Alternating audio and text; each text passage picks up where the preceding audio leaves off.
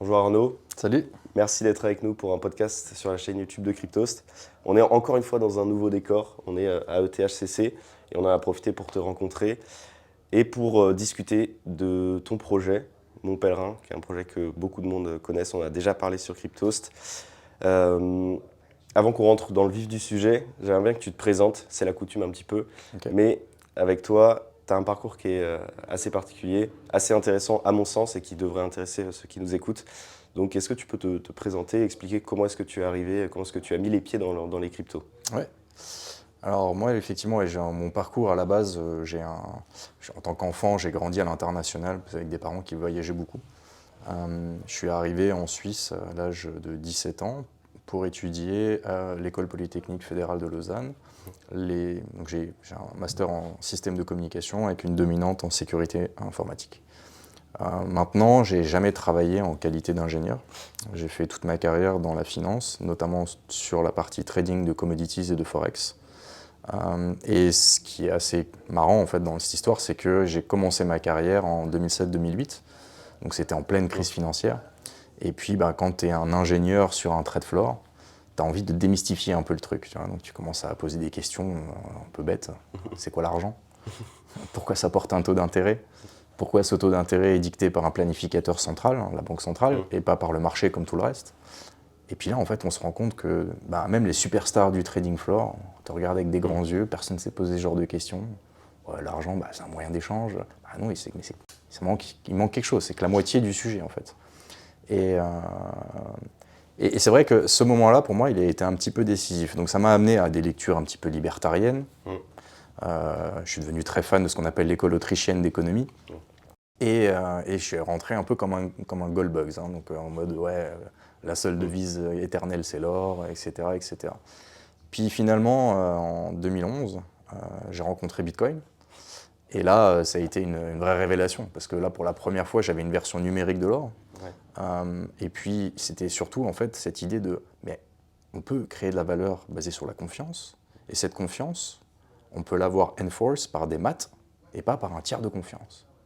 Et là, cette révélation, ça a été une grosse claque. Et à partir de là, c'est devenu, on va dire, un peu une obsession.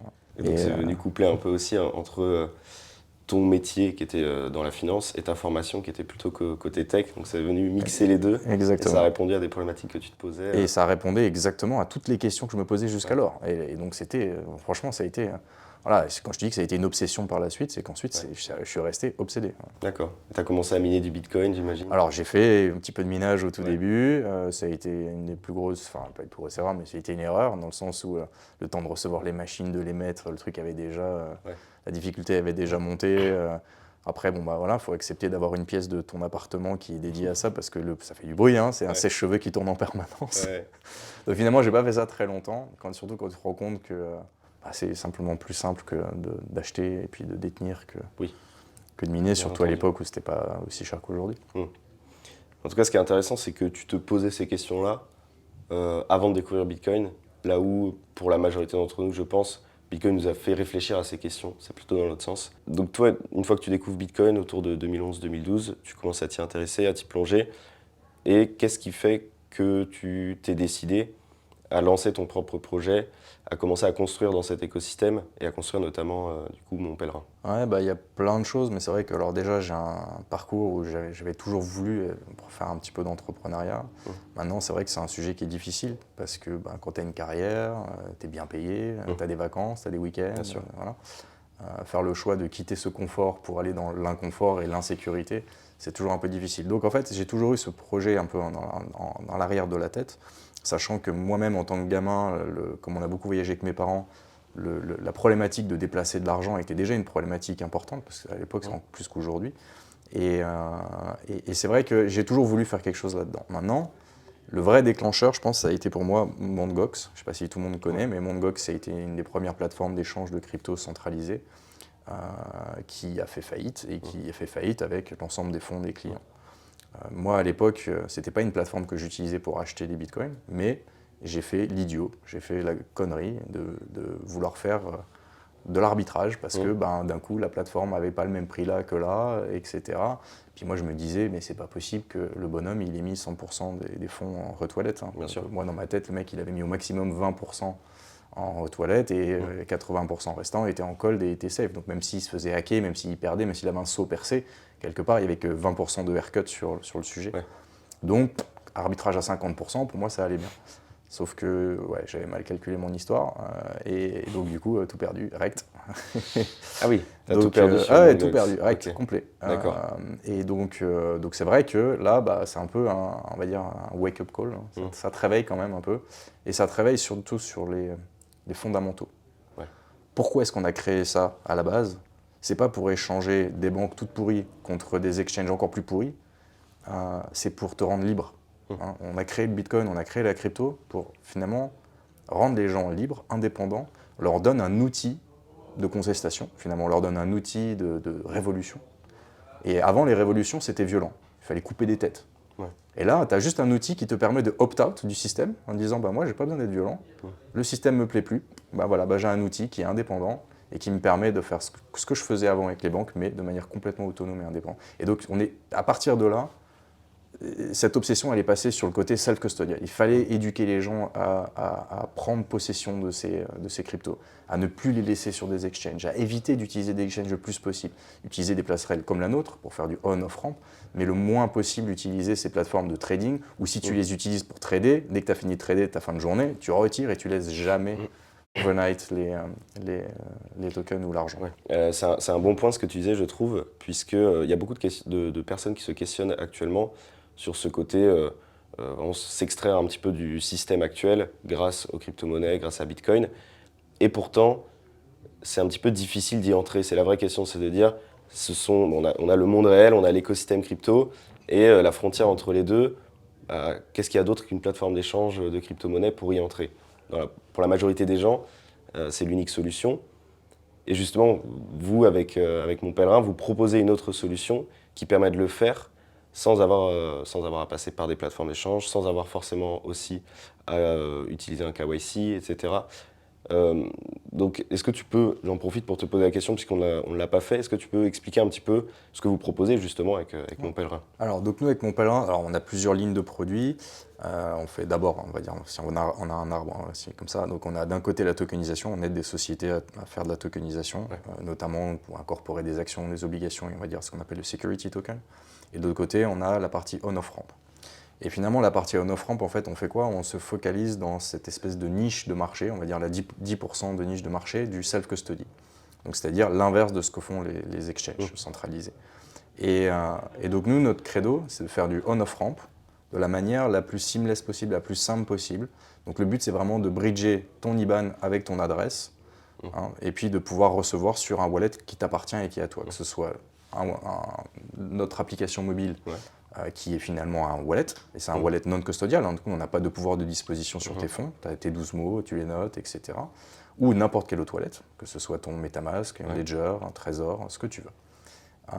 Et donc vraiment le but c'est vraiment d'essayer on va dire, de flouter les lignes entre ces deux mondes et de les rendre les plus interopérables possibles. Voilà. C'est pour ça que le produit s'appelle Bridge Wallet, typiquement. Ouais, tout à fait. Parce qu'on cherche vraiment à... J'allais te questionner là-dessus, sur le nom, justement, si c'était pour ça.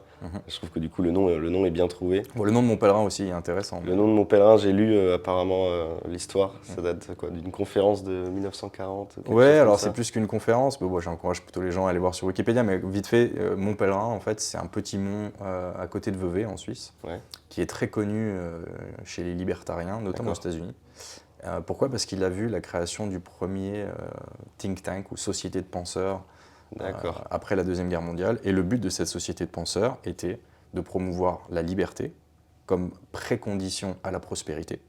Et si on a la prospérité, on n'aura pas de Troisième Guerre mondiale. Voilà. Donc c'était vraiment l'idée fondamentale. Et en plus de promouvoir le modèle de décentralisation suisse, où finalement les politiciens ont très peu de pouvoir à chacun des échelons, et puis celui qui est tout en haut à la tête de la confédération, il a quasiment pas de pouvoir en fait. Le plus de pouvoir, c'est à côté de chez toi, c'est ton maire. C'est une DAO quoi.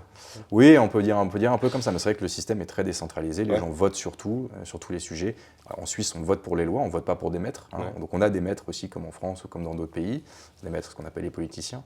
Mais ces gens-là ont très peu de pouvoir finalement, donc les lois sont votées par le peuple. Ok, donc c'est un beau clin d'œil. C'est un beau clin d'œil. C'est ce qui t'a motivé, j'imagine, du coup, à choisir ce nom. Exactement. Ok. Je voulais qu'on parle d'un autre sujet maintenant qu'on a un petit peu appréhendé ce que vous proposez, comment ça fonctionne. Actuellement, le gros sujet du moment, c'est la régulation. On en parle beaucoup. Quels sont les challenges pour vous au sujet de la régulation, avec le fait que vous proposez notamment ne pas avoir de KYC quand on s'inscrit, quand on crée un wallet? Est-ce que c'est un vrai problème pour vous? Est-ce que vous avez des défis à relever là dans les prochains mois Pour le sur ce moment, sujet? non. Pour le moment, nous, on n'a pas de sujet, on est basé en Suisse, on est une société suisse, donc on suit les règles suisses. À ce titre, on peut autoriser jusqu'à 1000 francs, équivalent à peu près 1000 euros par jour, un peu plus, par jour, sans KYC, comme tu dis, sans identification formelle. Et ensuite, c'est 15 000 par mois, 100 000 par année. Voilà les limites aujourd'hui sur lesquelles on peut transacter via nous sans avoir à faire d'identification formelle de type KYC. Ça, aujourd'hui, ça fonctionne, mais c'est déjà, si tu veux, nous, on est déjà en train de contester ça auprès de notre régulateur parce que on voudrait des plus hautes limites. Aujourd'hui, en Suisse, le cash, c'est 5 000. En dessous de 5 000, avec du cash, tu échanges des euros contre des francs suisses, eh ben, tu n'as pas besoin de donner ton identité. Mais pour la crypto, ils ont abaissé ce seuil à 1000. Et ça, techniquement parlant, c'est anticonstitutionnel. Parce que la Constitution suisse dit qu'on doit être technologiquement neutre. On ne peut pas appliquer des règles différentes à une techno plutôt qu'à une autre. Donc la technologie papier versus la technologie Excel ou la technologie blockchain devraient avoir les mêmes règles. Et aujourd'hui, ce n'est pas le cas. Pourquoi? Parce que évidemment, le régulateur suisse subit des pressions internationales. Donc ils ont abaissé la limite à 1000, ce qui reste mieux que, on va dire, la plupart des autres pays où c'est dès le premier euro. Maintenant, combien de temps ça va durer? Où est-ce qu'on va récupérer le 5000? Ou est-ce qu'on va descendre à 1 euro? Ça, l'avenir nous le dira. Mais je pense qu'aujourd'hui, le régulateur n'est pas dans une position d'imposer des limites plus strictes, parce que sinon, ça voudrait dire changer toutes les lois sur le cash, etc. Et là, je pense que ce serait une révolution en Suisse. Tu parlais tout à l'heure de ton histoire avec Mt. Gox, du fait qu'il y a eu un petit retour aux fondamentaux à l'époque.